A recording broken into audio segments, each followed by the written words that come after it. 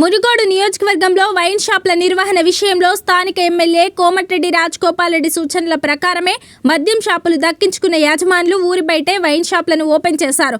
మధ్యాహ్నం 1 గంట తర్వాతే విక్రయాలు మొదలుపెట్టారు.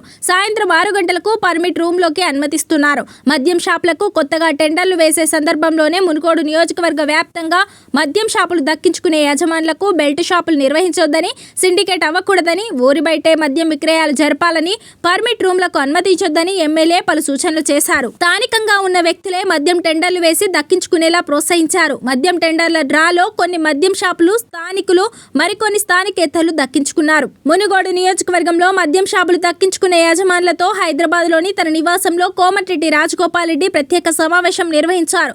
ఈ సమావేశంలో మద్యం షాపులను మధ్యాహ్నం 1 గంట తర్వాతనే తెరవాలని, 6 గంటల నుండి పర్మిట్ రూమ్లకు అనుమతి ఇవ్వాలని, బెల్ట్ షాపులకు మద్యం విక్రయించొద్దని సూచించారు.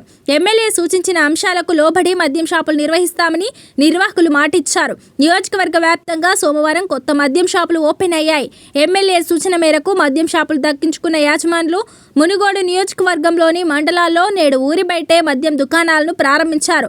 మధ్యాహ్నం 1 గంట నుండి విక్రయాలు ప్రారంభించారు. ఎక్కడ పడితే అక్కడ విచ్చలవిడిగా దొరికే మద్యం వల్ల ఎంతో మంది యువకులు తాగుడుకు బానిసై తమ జీవితాలను అర్ధాంతరంగా ముగిస్తున్న తీరు, కుటుంబాల విచ్ఛిన్నం చూసి చలించిన ఎమ్మెల్యే కోమటిరెడ్డి రాజగోపాల్ రెడ్డి మునుగోడు నియోజకవర్గంలో బెల్ట్ షాపులను నిర్మూలించారు. బెల్ట్ షాపులను నిర్మూలించిన గ్రామాలకు అభివృద్ధి నిధులు కేటాయించారు. దీంతో గ్రామాల్లో ఆరోగ్యకరమైన వాతావరణం ఏర్పడి నియోజకవర్గ వ్యాప్తంగా క్రైమ్ రేట్ తగ్గింది. కొత్తగా మద్యం టెండర్ల ప్రక్రియ మొదలవగానే టెండర్ల ప్రక్రియలోనే మునుగోడులో మద్యం షాపుల నిర్వహణ, మద్యం నియంత్రణపై సూచనలతో కూడిన ఫ్లెక్సీలను ఏర్పాటు చేయించారు.